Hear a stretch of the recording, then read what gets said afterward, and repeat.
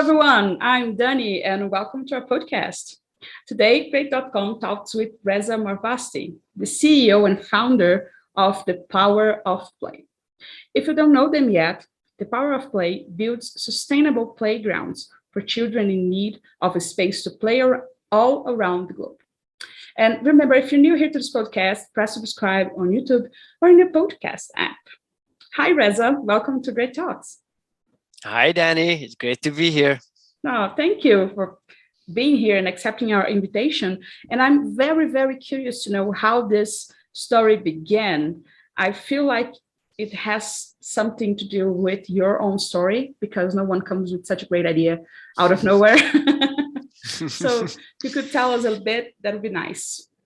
Sure. I will make it short. I was born and raised in Iran. And now I'm in Canada. I moved here when I was 19. And from young age, I got into sport and more into extreme sport. You could say I was an adrenaline junkie. So I really had to push it and adventure and a thrill. And with that, I had a few near-death experiences. And then my last accident was when I was speed flying and I jumped off a cliff and my wing didn't open properly and I crashed. And once again, I walked away from this accident just with a concussion and just a few bruises. This time I had a really hard time to cope with it and understand like how is it I'm keep walking away from this accident? Why is life is keep giving me opportunity? As I was going through the process, 2 days later, a good friend of mine, Kyle, who was my mentor for speed flying, he had a similar accident, but he passed away. And just about a week later, his wife gave birth to their daughter. And here I was just thinking, Kyle is not here for his daughter. And I'm here again. What is the purpose? Like I had this feeling that I even took his spot. I was just going through a lot of emotion and thoughts. And so I just wanted to really hear like if there is a purpose for me, if there is a calling. So I went on a quest. I wanted to be away from everyone. So I choose Amazon forest. You're from that area, Amazon forest is not quiet, unlike what I was thinking. Not at all. Not at all. Yeah, it was pretty profound. When I was there, I started thinking like, if Kyle was here, how would it be like for his daughter? So I started thinking about my own childhood, and I just remember when I was born in Iran, first 6 years of my life was during the war.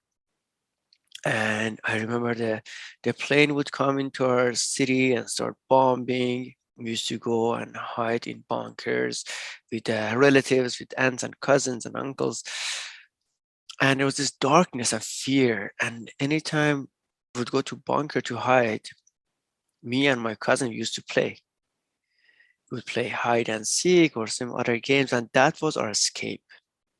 That was our light in that darkness. So I got that in Amazon and I'm like, okay, this is the light that I want to like give to the kids. I still wasn't sure like how am I gonna pass it to them and like what would it be like? And during my travel, I went to Bolivia in La Paz and I saw so many kids that live in the street. And I spent a week living with those kids to just get to their world. And I saw for kids to be kids, they need to play. Those children, they were like adult in tiny sizes. So that's where it all started. I came back to Canada. At that time, I used to be a builder, building homes. I sold my business and everything that I could turn to cash. I started The Power of Play about 5 years ago, and we've been building playgrounds. Wow. And in those 5 years, you built more than 30 playgrounds, right? Yeah. All over the globe. Yes. Wow. And how does that actually happen? I mean, how is the process from seeing a need to a playground and actually getting in there and building? So we basically have organization, orphanages, refugee camps, low-income schools. They reach out to us. We also look at the places that they've been through war or any sort of disasters where we can support.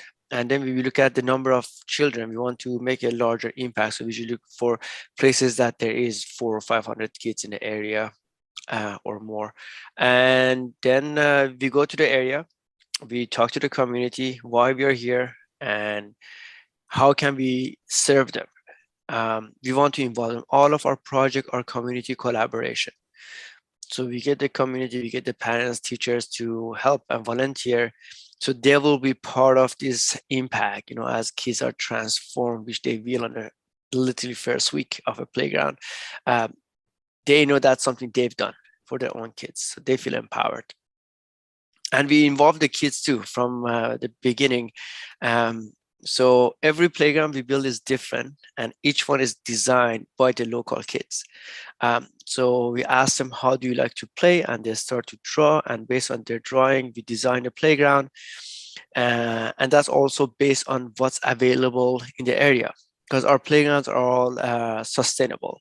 So we upcycle as much as we can, things like tires and car parts and things like this. And we build it with the community, and then is for community and playgrounds, they last up to about 10 years. Wow. I think this is a very important approach, not only to include the kids in the process, because I feel like they might feel that, okay, this is our playground. We really designed it with our This our space. Exactly. This is one of the best part of the work, to give voice to the children, because in so many places we go, people, they think very linear. They ask them, hey, like, what do you do for a living? And they say, oh, I'm farmer because my dad was farmer and his dad was farmer.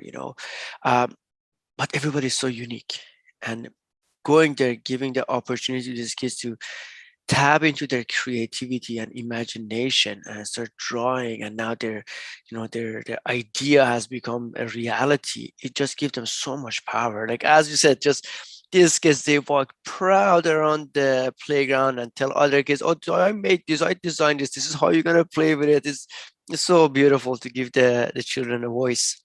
Oh, absolutely. And also, I think it helps them to escape, I think, because when you say, we're actually going to places where people are in dangerous situations, where they have lost their sense of safety, even home.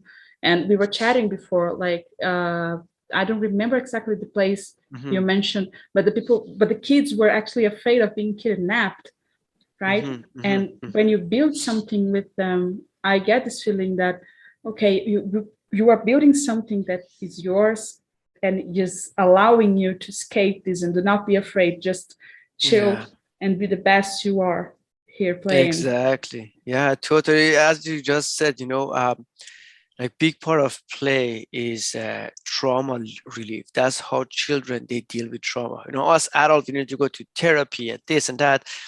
For kids, simply through play, they deal with so much trauma, and they make sense of the world. I was born and raised during war. And when I look back, I don't have trauma from those times. Whereas I have some other friends, like, until now, they're scared of loud noises because they didn't get to play, make sense of what is happening. And the children that we serve, some of them, they used to be child soldiers. They have seen and experienced things that us as adults can't even comprehend. Some of them, they used to be in human trafficking. Some of them, child labor, raising and growing up in refugee camp, orphanages. So there's a lot of trauma there for them to deal with. And play is, as you said, is the escape. Is where they connect. That's where they connect with other children and create empathy and compassion. Their mental can go up, and they get to regulate their emotions. Yeah, I can totally see that happening. And I'm thinking here now, how it can, like, an organization in need, like an orphanage or a refugee camp, can get in touch with you to have their own playground. So when we go to a country, A lot of the playgrounds I had an opportunity to build them myself. We usually build 3 playgrounds, and with that, we train a team that now that team can go all around their country and keep building. Because 3 playgrounds not going to change a nation, and they get to connect with all the other NGOs and refugee camps and orphanages and whatnot. We also have applications online. We connect with other NGOs. We let them know about what we do, so the word gets around. I get it. Yeah. And how can you measure the impact that each playground has? Do you keep Mhm, like, mhm. do you have feedback from those places? Yeah, yeah. So one of the best part of our work for myself is when I build a playground, I spend 2 days just sitting in the playground, watching and observing the kids playing. The transformation is so instant and so powerful. I remember a playground we built in South Sudan is refugee camp. First day playground was complete. I just sat back and just looking at the kids, laughing and screaming and going bananas and doing the backflip and this and that. And one of the people that was working, that refugee camp actually had an orphanage. It was between an orphanage. He came and he talked to me and says, "Hey, Reza, this guy Diego, he lost his parents in a genocide. His family got slaughtered in front of his eyes, and he's been with us for 2 years. He does not speak with people, like barely talks. He doesn't interact with other children. He just eat his food and go hides in the shade. And they just look at him. He was running around, laughing and screaming and talking and playing, and he was a different human. And literally within the first hour that playground was opened. The other thing is we get a lot of testimonial from the parents. They come and say something we hear quite a bit is that now when we want to look for our kids, we know where to find them. They're always at the playground together. The other thing is they say a lot of times these kids, they get into drugs. And the drugs they do there is just, it kills them. For example, they get glue. They put glue in a bottle, they sniff it until it just numbs their brain, or they burn a styrofoam, like smell that. A lot of time because they don't want to feel the pain or hunger. And now again, parents are like, now instead of kids doing drugs, they're in the playgrounds playing. So these are the 2 testimonials we get almost every time in each playground. Well, I think those are incredibly important impacts that you had. Like I'm here thinking when you said about this whole glue thing, it's something that we are facing here in Brazil a lot. Like many big cities here have this issue. Mm, And I hear that most parents are actually concerned about this because they don't know. So when you say, oh, now I know where my kid is, now I don't have to be so worried. I can fully understand what it means, like mm, actually mhm, having a place and knowing that your child is safer than just mhm. on the street. So those are very Yeah. powerful things. And I also wonder here, how much help do you need to get those things done? Mhm, Because, well, okay, you see the material that is available and you work with that, but still you have to get there, and there is the whole mhm, logistics of the flights and get everything there, and probably mhm, more people involved. So do you have any type of partnerships? How does that work? mhm, mhm. Yeah, so we usually do partner with the local NGO, local organizations. We have a lot of friends and businesses that here they support. Uh, but at the same time, our bottleneck and what is slowing us down is funding. And that's because we need to, as a society, as a humankind, recognize that play is a right. Even United Nations Article 31 recognized as play is a fundamental right of every child. But when I go and talk to someone like, hey, we build playgrounds, like, oh, why don't you build them homes? Why don't you build them schools? Like play is feeding child's mental well-being. Is so much happens during play. And we need to first recognize there is this problem. and this is an epidemic. It's everywhere, even here in Canada. I like we consider playing soccer and football play, which is not by science definition of play is not play. So recognizing that, and so we can bring funding, we can bring resources into this cause. Globally, there is about 12 or 13 organizations like us that building playgrounds. Versus like shelter and food and water, there is so many, which is great. But we need, these are all physical need, but we have all this mental need, especially for children. And children are dealing with the crap that us adults left behind, and this issue is becoming more and more. And just think about it. All these kids, they're going to grow up as what kind of people for our societies, kids that they are not connected, that they did not get to play. They grow with loneliness and hatred, and who are they going to be for us? Absolutely. And you touched on a point, and I think it would be very interesting for us to expand on that a little bit, since you have some time. You said that soccer is not play. Mm-hmm. I think it's important to clarify what play is then. Yeah, absolutely. See, play by scientist definition is self-directed and is an activity with no purpose to get to. Versus when some kids playing soccer, you're playing for win and loss. If you win, you're good. If you lost, you're bad. You're a goalie. This is your role. You're playing this. This is your role. It's versus play. Free play is kids get to create, imagine. They need to. I have to wait in the lineup now. You have to. This slide is so big. I'm scared. So they learn how to take risk. Did an experiment with a group of mouse, and they had everything like each other, but one group got deprived from playing and socializing with each other. And they did a test. They put a scent of cat, a cloth with a scent of cat in the cage. All the mouse, they went on hide. The group that they got to play, they know how to take risk. They eventually come out, they smell, okay, this is rag and a piece of cloth, and they moved on. Group of mouse that they did not play, they did not come out until they died. And they hide away.